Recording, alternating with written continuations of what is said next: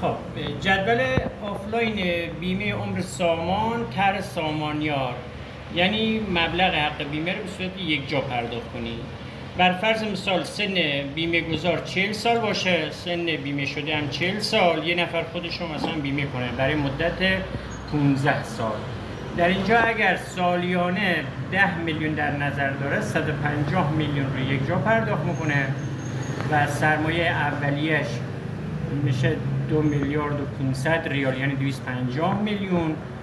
بابت امروز خاص هم 250 میلیون در نظر میگیره و بعد جدول نمونه رو میاریم که این فرد بعد از 15 سال که به 55 سال رسید میتونه حدود 8 میلیارد و 400 میلیون یک جا از بیمه سامان دریافت کنه.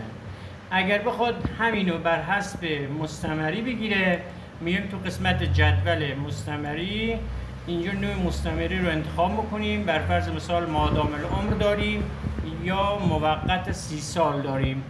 مادام العمر رو انتخاب کردیم، با سالی 10% افزایش حقوق به صورت ماهیانه دریافت کنه و بعد میایم تو مستمری.